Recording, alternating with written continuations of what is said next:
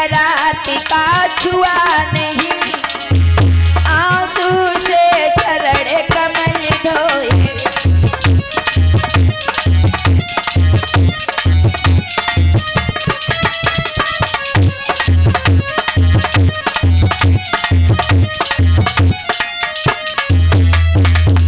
उनकी दशा देखकर आज भगवान कन्हैया ने बिठाया और इतने रोए सुदामा जी की दशा को देख करके पानी नहीं छुआ। उन आंसुओं की धार ने सुदामा जी के पैर धो डाले।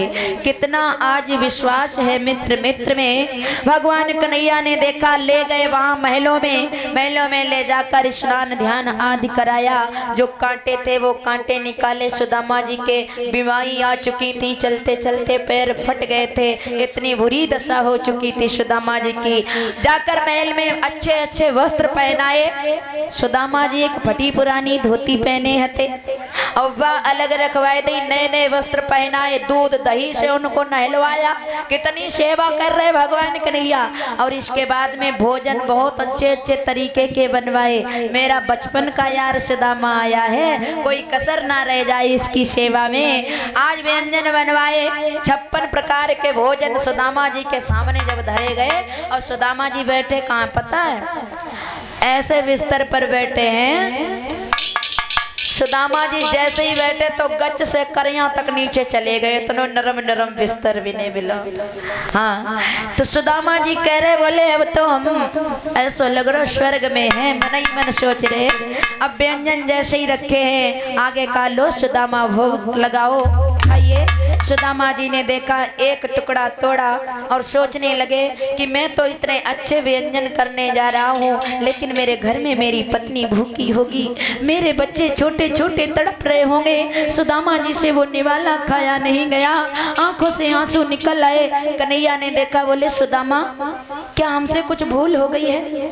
देखिए बाकी बिहारी की कैसी लीला है। वो सब जानते हुए भी अपने ऊपर दोष ले रहे हैं कि सुदामा हमसे कोई गलती हो गई हो तो क्षमा कर दो। सुदामा बोले कोई गलती नहीं हुई, तेरा प्रेम देखकर मेरे आंखों में आंसू आ गए हैं। वो बात नहीं बता रहे जो सुशीला ने कही थी, गरीबी का हाल सुनाना, वो नहीं सुना रहे हैं। क्यों? क्योंकि अगर सुनाऊंगा तो बदनामी हो जाएगी और ये क्या सोचेंगे कि धन के लिए सुदामा मेरे पास मिलने आया है, अपने स्वार्थ के लिए आया है। वो नहीं भेद खोल रहे। अब कन्हैया पास में बैठ गए तो ठीक से पूछने लगे, बोले सुदामा तुम कह डालो अपने दिल की बात जो भी हो।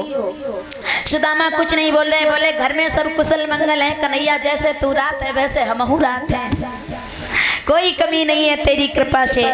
कन्हैया बैठ गए और कहने लगे, अच्छा सुदामा कोई बात नहीं है, ये बताओ तुम आए थे तब भाभी ने मेरे लिए कुछ भेजा था? सुदामा सोच रहे, ये 56 प्रकार के व्यंजन तूने करवाए और टूटे फूटे चावल अगर हम तक दिखाइए तो का हुई है?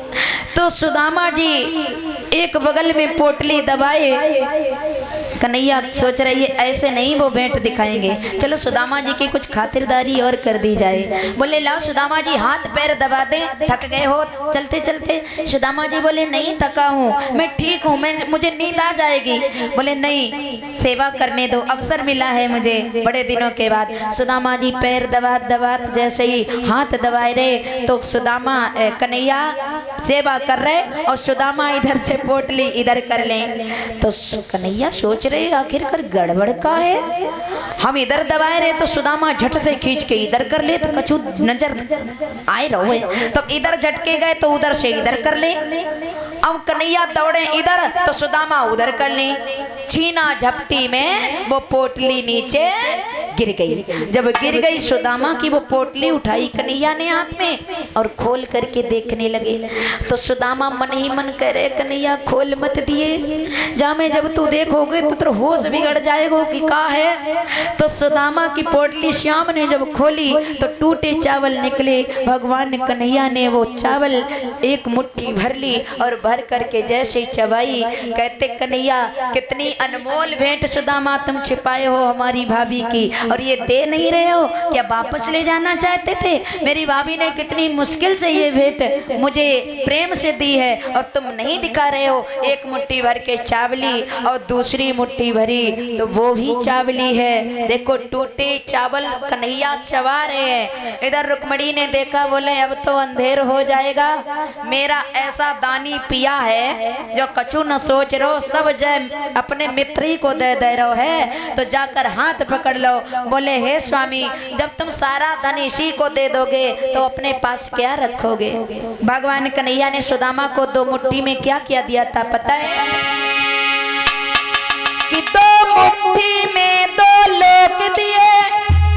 रुक्मणी कहती है अति सदा लोक भी देते हो और करते हो राज भिखारी को, और पिया स्वयं भिखारी बन गए हो।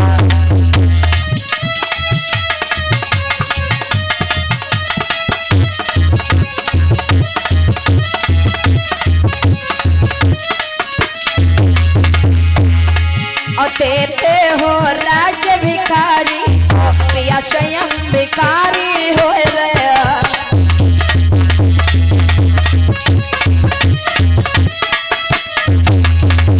तुमने 2 मुट्ठी में तो 2 लोक दे दिए और ये तीसरो लोक बैकुंठ लोक जब दे दियो तो हम सबरी कहाँ रहेंगे? का झुपड़िया डाल के रहियो। तो कन्हैया बोले रुक्मणी तुमने अच्छा नहीं किया है, मैं अपने मित्र को दे रहा था, लेकिन वह कहने लगे कि जब तुम ही सब भेंट खाए लोगे तो ये बची हुई हम 8 पटरानी भी स्वाद लेना चाहती हैं। देखो कैसे बचाया अपना वैकुंठ लोक रुक्मणी जी ने। तो वो छुड़ा करके वो भेंट 8 पटरानियों ने आज खाई है बड़े प्रेम से। सुदामा जी को बहुत आराम दिया। अब सुदामा कहते चलने दो कन्हैया, मेरे घर में मेरी पत्नी मेरा रास्ता देख रही होगी। बहुत दिन रुक लिया। कन्हैया बोले और 2-4 दिन ठहर जाओ। बोले अब नहीं ठहरूंगा, अब मैं चलता हूँ।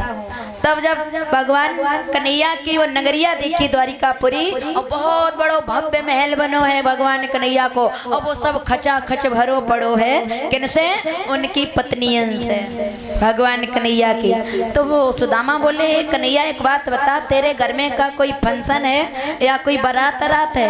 ये रिश्तेदार इतने काहे मारे आए हैं? तो कन्हैया बोले ये रिश्तेदार नहीं है सुदामा, ये हमारी परिवार है। बोले का? हाँ, ये 16,108 मेरी पत्नियां हैं, पत्नियां ये जितनी है। तो जैसे ही कहा बोली 16,108? हाँ सुदामा, और सुनो सबके 10-10 लड़का, 1-1 बिटिया है। सुदामा जी के होश खराब हो रहे। बोले मरिए, हम एक के मारे भीख मांग गए और 4 लड़का बच्चन को पेट नहीं भर पाए रहे, और तो सबके 10-10 लड़का, 1-1 बिटिया और 16,108 परिवार। धन्य है तू, तो स्वयं भगवान है, तेरे पास कोई कमी नहीं। चलो हम आए हैं तो मेरा भी भला हो जाएगा। सुशीला ने जो कहा था वो मन की पूरी हो जाएगी। ज्यादा नहीं, 1-1 रुपया दिए पैंच हुए तो 16,108 बने बनाए हमारे हैं। और कन्हैया तो अलग से देंगे सो देंगे।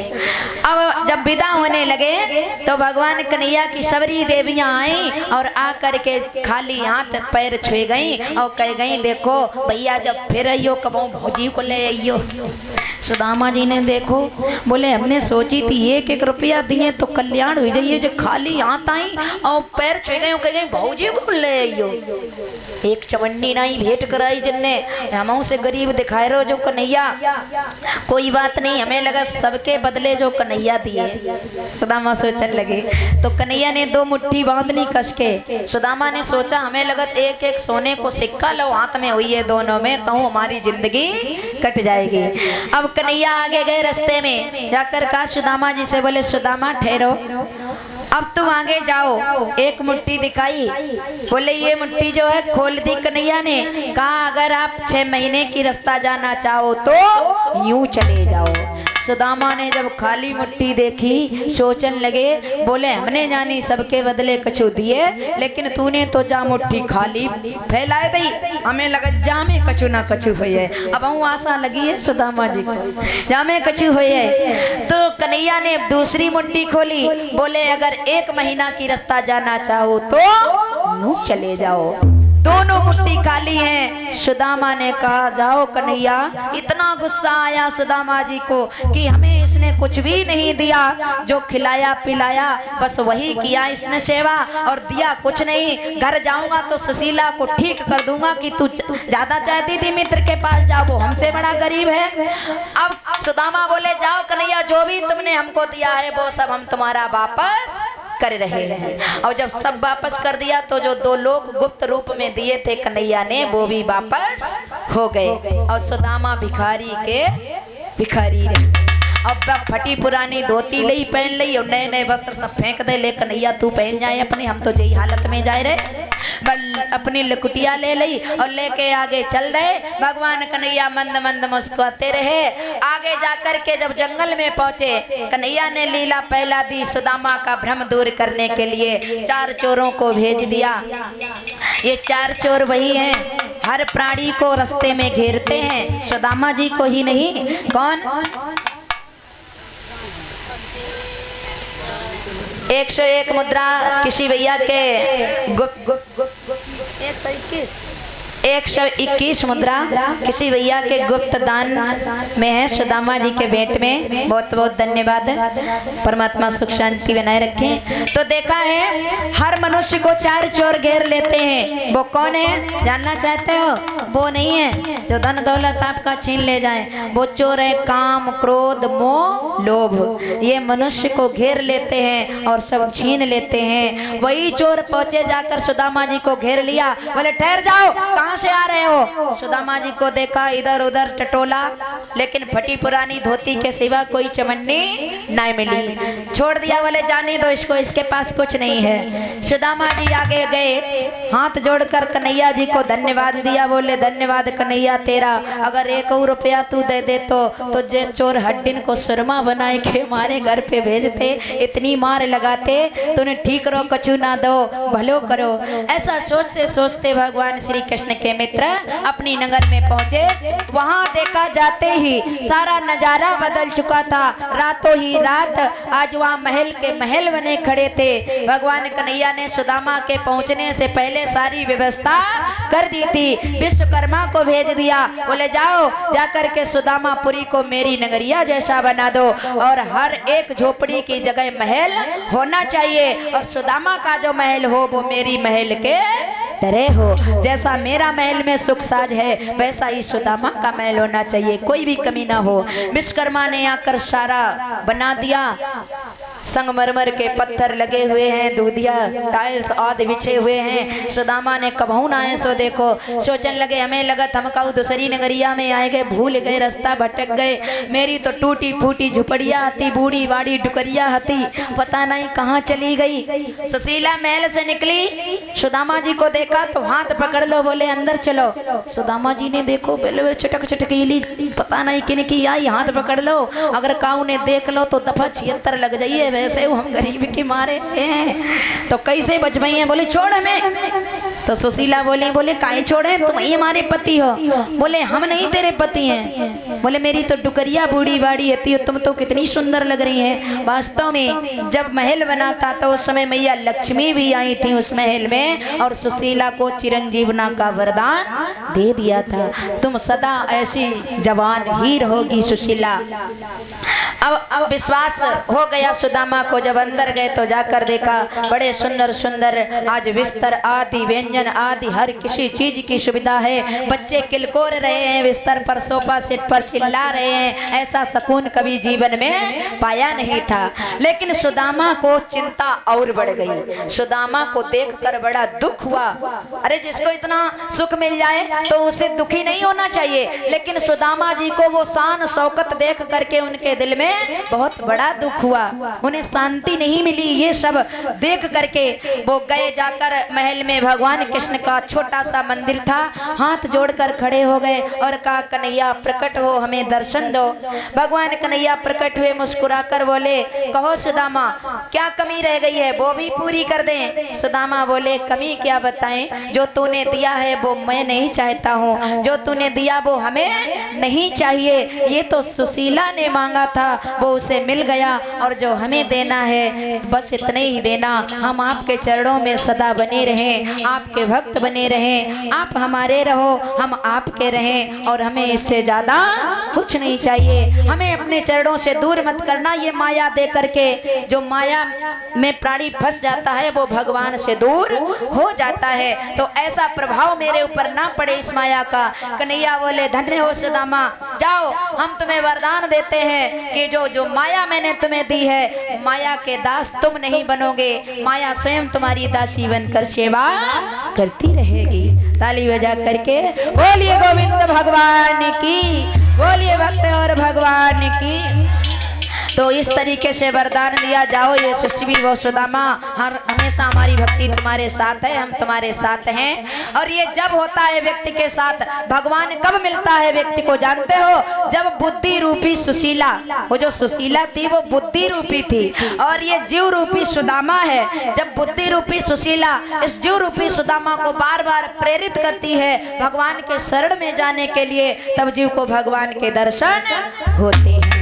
हर किसी की बुद्धि यही कहती है एक बार भगवान का ध्यान कर लो, लेकिन अंदर जो मन बैठा है वो किसी की मानता नहीं है। मन मतंग माने नहीं लाख खता चाहे होए, मन मतंगा कभी नहीं मान सकता चाहे लाख गलतियां हो जाएं, लेकिन ये मानने वाला नहीं है।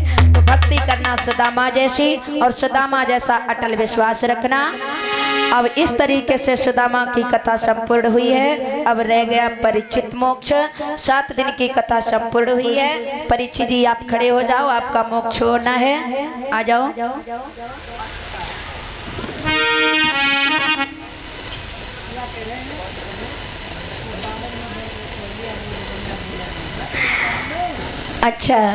अच्छा, हमारे भैया लोग कह रहे कि